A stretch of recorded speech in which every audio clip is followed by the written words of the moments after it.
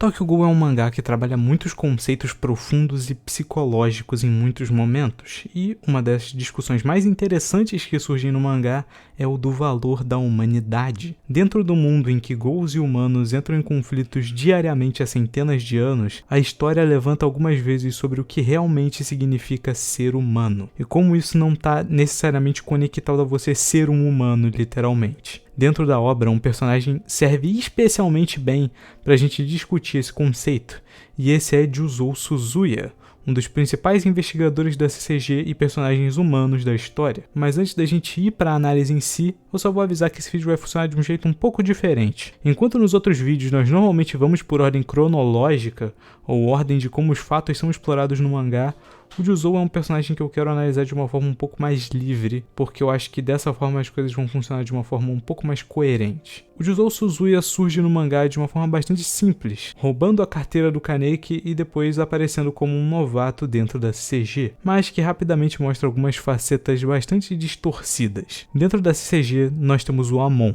um personagem que serve como a visão de uma boa pessoa dentro dos investigadores ghouls, alguém que começa acreditando cegamente no sistema e vai lentamente descobrindo a funcionalidade das coisas, e mudando sua visão de mundo. Juzou, por outro lado, é o completo oposto inicialmente, não possuindo ideologias ou crenças profundas. Juzou apenas se importa em se divertir. Se matar ghouls é divertido, então ele vai matá-los. Se conseguir uma Queen que é divertido, então ele vai conseguir uma. Simples assim. É realmente uma pena que nós não vemos muitas interações do Amon com o Juzou no mangá, pois por mais que eles representem conceitos opostos dentro da narrativa, nunca vemos isso sendo pauta de discussão entre os personagens. O Juzou age dessa forma não apenas por sua personalidade e passado, que vamos falar mais pra frente, mas pelo que ele representa para a história. A estranheza, a falta da humanidade e da empatia. Juzou se veste e se porta de forma excêntrica e tem uma aparência física bem diferente do que se espera para um, entre aspas, humano comum dentro da obra. Sua personalidade também é assustadoramente imprevisível,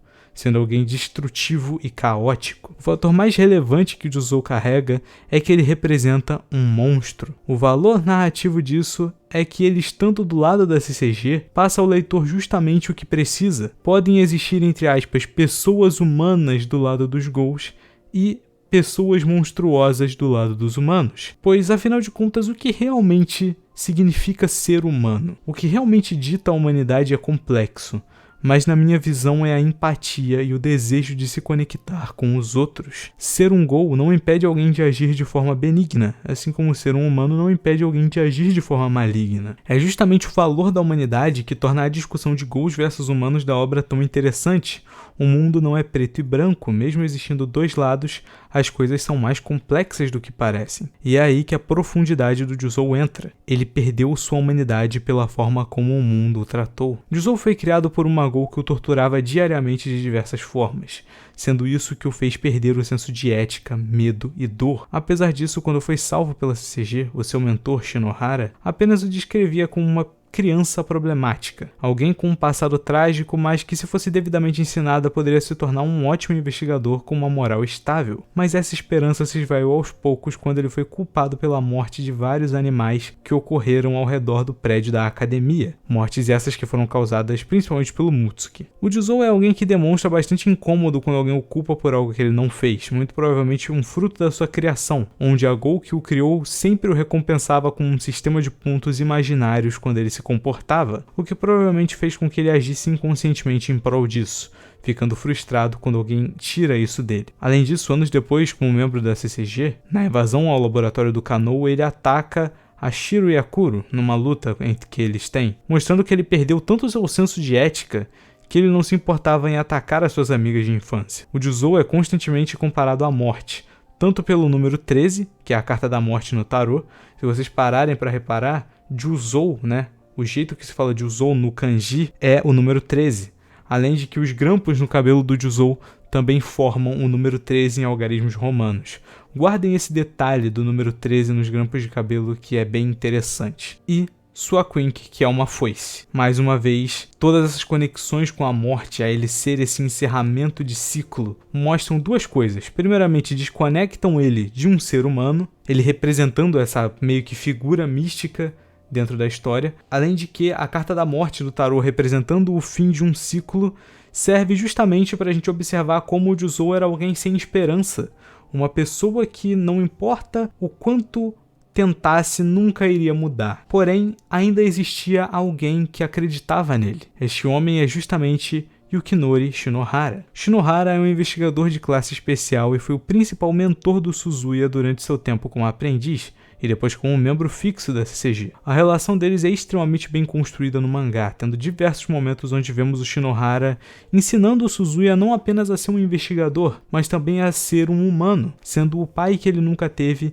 e o mostrando como a empatia e a ética eram coisas importantes, e que nem tudo se resumia a apenas matança. O Juzou não entendia isso a primeiro momento, mas tudo isso mudou no arco final do mangá de Tokyo Ghoul. No arco do cerco a Anteiko, Suzuya participou como uma das principais forças de ataque na invasão, e é esse o momento que eu tenho que mencionar algo que eu ainda não tinha mencionado exatamente. Mas a forma que o Suzuya luta é extremamente irresponsável e agressiva durante todo o mangá. Isso está diretamente atrelado à sua falta de empatia e busca constante por diversão em batalhas, além do fato de ele não sentir dor, o que leva ele a mergulhar nas lutas sem nenhum senso de noção. Entretanto, é nessa luta onde as consequências vêm, porque não é apenas ele que é ferido. Suzuya, como sempre, mergulha na batalha de forma inspirada e sem medo, auxiliando prontamente contra o Yoshimura, porém acaba perdendo sua perna no processo. O Shinohara vai imediatamente chorando até ele, perguntando a ele como ele estava e se desculpando pelo seu ferimento gravíssimo. Juzou apenas responde que estava bem, já que não doía e que não entendia por que o Shinohara chorava naquele momento. Essa cena é a virada de chave inicial à mudança do Juzou, um momento onde ele pela primeira vez questiona por que alguém iria chorar se não está nem machucado. Por que o Shinohara se importava se o dano nem foi com ele? Infelizmente, os pensamentos do Juzou acabam tendo que esperar, porque a Aogiri acaba entrando no campo de batalha e a Eto, em sua forma de Kakuja, chega e fica frente aos dois. O Juzou foi pra cima dela apenas para ser completamente derrotado em um único ataque, sobrando para o Shinohara assumir a luta, sendo completamente destroçado pela Eto. Shinohara também perde a perna nesse momento, e ele receber o mesmo ferimento do Juzou é muito interessante. É a demonstração da empatia do Juzou em primeira instância. A única pessoa com quem Juzou realmente se importava minimamente acabou de sofrer o mesmo ferimento grave que ele, porém agora era tarde e ele não podia fazer nada além de assistir. A Eto destrói o seu amigo, e o Juzou não pode fazer nada além de gritar em desespero assistindo aquela cena. Shinohara felizmente não morre, mas entra em um coma seríssimo com poucas chances de acordar. Vocês se lembram do que eu falei sobre o grampo de cabelo do Juzou, o simbolismo do número 13 no tarô, a carta da morte, etc? Pois bem, durante o momento em que o Juzou perde a sua perna, o Juzou acaba perdendo também um dos seus grampos de cabelo. Ou seja, se antes o seu grampo de cabelo marcava o número 13, agora ele marca o número 12. E a carta número 12 do tarô é o enforcado, que representa momentos de sacrifício e reflexão, justamente o momento onde nós temos o Juzou mudando completamente a sua postura. No epílogo do mangá, nós vemos o Juzou indo até o Shinohara em coma e o desejando boa noite, falando que agora ele iria se esforçar pelos dois e tentar mudar de verdade. Eu queria encerrar esse vídeo apenas falando um pouco sobre a participação do Juzou no RE. Como vocês podem já ter percebido, o arco do Juzou foi fechado na parte 1 do mangá, então não tem muito mais o que desenvolver dele na parte 2, infelizmente. Mas ele tem alguns momentos legais que eu gostaria de mencionar aqui. Primeiramente, é legal ver como o Suzuya virou alguém popular dentro da CCG. Ele realmente aprendeu a como se tornar um humano. Suas interações são amigáveis, com ele até mesmo tendo uma equipe e sendo conhecido como alguém que não abandona seus aliados. Uma verdadeira evolução para o personagem sendo mostrada na prática. Um outro detalhe interessante de se observar sobre o Juzou é que em Tokyo Ghoul RE, os grampos de cabelo dele acabam formando 2x, que simboliza o número 20 no algarismo romano. O 20 é a carta do tarô do julgamento, que pode representar aceitação, transformação e adaptação, justamente o que acontece com o Juzou após o trauma que ele sofre no final de Tokyo Ghoul.